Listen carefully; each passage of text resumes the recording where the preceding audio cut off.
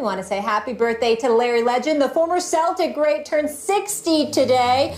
Bird was a 3-time league MVP, 2-time finals MVP, and 12-time All-Star. It got us thinking in our morning meeting, will we ever see another white superstar on Bird's level, Max? Yeah, of course we will. I mean, listen, you take just North American Caucasian players like Steve Nash and John Stockton, not quite on Bird's level because they're shorter, but they were some of the best point guards of their generation. Of course, we will see other, American, Caucasian, I suppose, European American superstars. Eventually, we'll see more than one, Stephen A. Smith.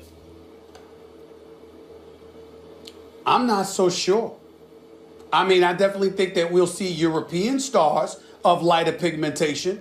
But when you talk about the United States of America and the options that you have available to you, I mean, the fact of the matter is this brother's on every street corner. I mean, every park, balling out. And a lot of times when you see white American players, yeah, they can play. There's no doubt about it. But in terms of that want to, meaning wanting to go for it, there are so many options available to a white male individual in the United States of America. There are times that I question. We got better options. We got baseball. We got football.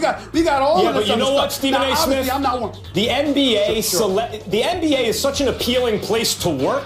It's not full contact like football, guaranteed contracts, lots of money, fun to play. That if you can, it's almost not an exaggeration to say the following.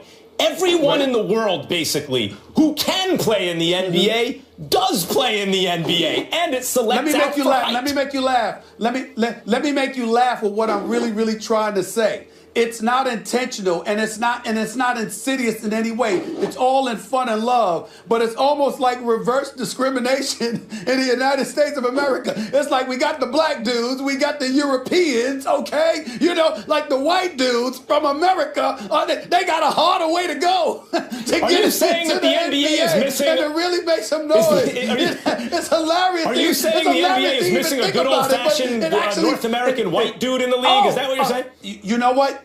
Yes, I am. I really believe that let me tell you something. If you can find Larry Bird, Hayward a white count, right? American superstar, it would be special. I think the league would love it. I think everybody would love it. I just think it's kind of harder to find. There's so many options. All right. Is Carmelo a ball hog? Phil Jackson was asked about Melo in an interview with CBS Sports and says that he can play the role that Michael Jordan and Kobe Bryant played in the team's triangle offense, but he believes that Anthony sometimes breaks a team rule by holding onto the ball for too long. Carmelo, a lot of times, wants to hold the ball longer than we have a rule. If you hold it past 2 seconds, you benefit the defense. He has a little bit of a tendency to hold it for 3, 4, 5 seconds, and then everybody comes to a stop. That is one of the things we work with, but he's adjusted to the triangle. He knows what he can do, and he's willing to see its success. Stephen A., you have any problems with Jackson's comments? Well, of course I do. I have profound respect for Phil Jackson. 11 championships are 11 championships. But I don't like him very much. And I think that I need to say that. And here's why. Phil Jackson has been called many things. He's been called the Zen Master. He's been called the brilliant basketball coach, brilliant basketball mind, an ultimate champion, the best coach in basketball. But there is one thing that Phil Jackson has never been called, and it is absolutely what he is. He's a bully. No one's ever called him that. I'm going to today. Let's take into account the fact that we need to ask ourselves the question, who the hell does Phil Jackson think he is? Phil Jackson does have 11 rings. 6 of them came with Michael Jordan and Scottie Pippen. 5 of them came with Shaq and Kobe, got 3, and then Kobe with Gasol. No one has rode the coattails of a superstar the way Phil Jackson has. Don't tell me that the Chicago Bulls don't ultimately win a championship had Doug Collins remained their basketball coach. Now, I'm not going to take anything away from the greatness of Phil Jackson because there's something to be said about, not messing up what you have, Max. The problem is, when have you heard Phil step back and exude and display humility in talking about how lucky he was to have Michael Jordan? How lucky he was to have Scottie Pippen? How lucky he was to have Dennis Rodman? How about a Tony Kukoc? How about a John Paxson? A B.J. Armstrong? A Steve Kerr? How about that? When have you ever heard him talk about that? How about when he got Kobe? Now, in fairness to Phil, they didn't win when they had Shaq and Kobe until Phil got there. But at the same time, you won when you had them. And then Mitch Kupchak pulled off the heist of the century when he got them to get rid of Kwame Brown. Phil Jackson. To get Pau Gasol. I mean, come on. Phil Jackson may be a bully. Nobody ever says this about him. Phil Jackson may be a bully. I don't see how it comes out in this respect. I mean, he knows the triangle better than anyone. And when he says, I'll take his word for it, that Carmelo's holding the ball too long to be less than optimally effective in the triangle. Now, Carmelo should be able to run the triangle. He can score from the perimeter. He can post up. He can get his teammates open looks and all those kind of things that Phil Jackson wants him to do. But if Phil says he's holding the ball too long, fine. Because Carmelo's not on his best day as good as Kobe Bryant or Michael Jordan. In fact, he's not as good as Scottie Pippen or Shaquille O'Neal. He's not as good as any of those top flight guys that Phil Jackson's had in the past. There's an argument between Pau Gasol at his best and Carmelo Anthony. I got news. The point is, of everyone I just mentioned, That's ridiculous. the only one to have a championship without Phil Jackson, the only one is Shaq. And he got one. He got it with Dwayne Wade, who had the greatest finals of anyone since Michael Jordan had among his great finals. So with another top 3 or 4 player in the league who went bananas in the finals, Shaq got one. Kobe never sniffed another championship without Phil. Neither did MJ before or after. Neither did Pippen in spite of playing when he still had something left on good teams. There you go. Neither did Gasol. I mean, so Phil Jackson has something to do with that. Yeah, who said he didn't? I mean, what am I talking gibberish here? Who said that Phil Jackson deserves no credit? Players who won championships. No, excuse me. What coach had the players he had? And by the way, let's talk about Greg Popovich, for example.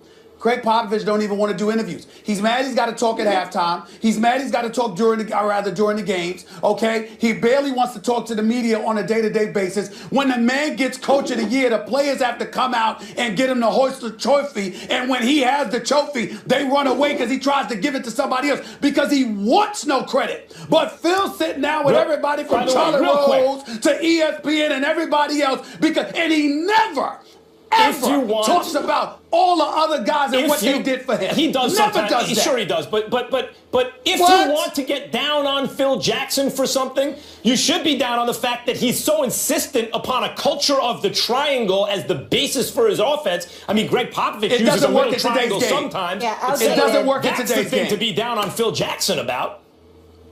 No, what I'm down on him about is that he's so quick to get on other folks. This is his 3rd year here. Is Melo the reason he walked into this season with a 49-115 record in his 2-year tenure, or that he couldn't build a bench? Is Melo the reason for that? Phil Jackson, is Melo the reason that the man has been on 2 road trips and they were LA, the Clippers and the Lakers games last year? Is that Melo's fault? But he holds the ball a little too long sometimes. That this guy can't seem to assemble? I understand that. But listen, we all know that. Allen Iverson held the damn ball too. It didn't stop Larry Brown from getting him to the finals because you built a team around him. What has Phil Jackson done? All I'm saying to you is this. I respect the man as a great coach. He's an 11-time champion. But the arrogance and the willingness to bully people when you always talking about what they do instead of what you don't do. Phil Jackson is a great coach. He is a novice as an executive. He is a novice as a leader for the Knicks franchise. 13-time champion too as a player, but yeah. That is a fact. We got to move on. Okay. The ESPN Week 14 NFL Power Rankings are hot off the press, and Stephen A's favorite team remains on top. But behind the Cowboys, the Broncos Patriots moved up 1 spot to number 2 after a win over the Rams, and the Raiders dropped 1 spot to number 3 after their comeback win against the Bills. Both New England and Oakland are 10-2 this season. Max, yes. Do the Raiders deserve to be above the Patriots? No, they don't.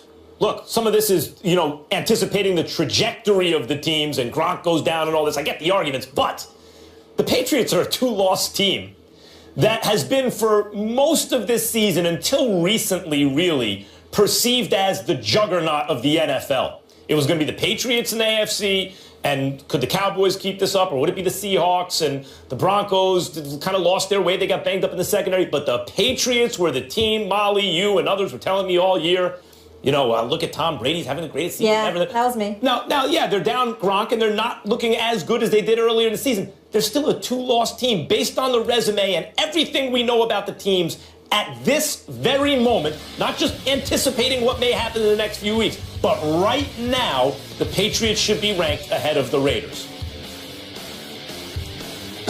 Obviously, you're wrong. I disagree with you, but what else is new? It's one of those situations where you look at the New England Patriots right now, the absence of Gronk obviously is going to have, obviously could have a detrimental effect on them. Will they get it together? Sure. They find ways to win, but it's one thing to find ways to win. It's another thing to be and appear to be such a juggernaut that everybody's hearing your footsteps and they fear that you're coming. The Patriots are at the top of the heap in everybody's eyes with folks coming along the way. But Oakland is not tippy-toeing. They're stomping. With Derek Carr leading the way with this passing attack that's a top 3 in the game, with an offense that's a top 4 in the game, and more importantly, with their comeback abilities and their willingness and ability to win on the road, I think right now, in terms of a momentum, you've got to look at the New England Patriots and say to yourself, nope, you know, they got to play second fiddle to the Oakland Raiders right now, because New England, they've got a bend but don't break defense. They'll find a way to get things done, but at the same time, it's one of those situations where their defense is not elite. It's not stout. And with going against Oakland's offense, which is on, and with their defense being on the come up, I think the fact that you've seen Khalil Mack really take the bull by the horn and really starting to do his thing, combined with Bruce Irvin and the rest of the crew, and what the offense has been able to do in terms of coming back from early deficits, I just think Oakland has the edge right now. I consider the Oakland Raiders to be the #1 team in the AFC at this moment. You know, this used to be in boxing years and years ago, in the 90s, late 80s, early 90s. There was a big argument about who was the pound-for-pound best fighter in the world, Stephen A. I'm sure you remember Pernell Whitaker or Julio Cesar Chavez, right? And Chavez would overcome all these early obstacles and deficits in the fight and come back and knock people out. And they didn't know if Pernell could do that. You know why? Because he was just winning every fight by a lot. And no one could really put an obstacle in front of him.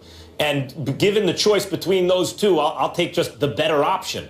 The Patriots don't have to mount fourth-quarter comebacks because they are better in most facets of the game against most teams, most seasons, at most times of the year. And it's true now. No. Question. Who won the Pernell Whitaker, Julio Cesar Chavez fight? Pernell Whitaker, but they called it a draw? No. I asked you who won. I didn't ask you what your feelings were. My feelings were the only thing did that not counts, win. Stephen A. It was a draw. No, it was a draw. So wait a minute. Why was it a draw? Why was it a draw? It was a draw Corruption? Because Julio Cesar Chavez, you understand, had that ability to find a way to finish you off. And what I'm saying to you is Pernell that what I'm saying to you, listen. Well, look, he dominated the end of that fight. I thought he should have won too. Oh, but okay, I good. use the So we operative agree. word should. But I'm using your analogy. I know you're trying to block me from speaking because you don't want me to educate you. But the point that I'm trying to make is that here's the deal. It was a draw because of the very analogy that you use. That puncher's chance, that ability to find a way to come back no matter what adverse circumstances are presented to him, made you sit there and say, we ain't giving him the loss, which is why I'm not giving Oakland a #2 slot. I think they're the #1 team in the AFC because somehow, some way, they keep finding ways, and I can't ignore that. Oh, the Oakland Raiders are better than I thought they'd be. Their defense is getting better. They have a quarterback. I made a boxing analogy because I made it the other day. Derek Carr is like a fighter built for, or the Raiders with Derek Carr as the quarterback, and those receivers are like a fighter in the old days built for 15 rounds, going to knock you out in the championship rounds, 13, 14, 15. But, you know, they're coming from behind. They're in these tough games coming from behind. And the Patriots are not, because they're just winning. Because they're better. The problem with your argument is that most folks don't remember when boxing went 15 rounds. Well, that's their problem, Stephen A. Smith.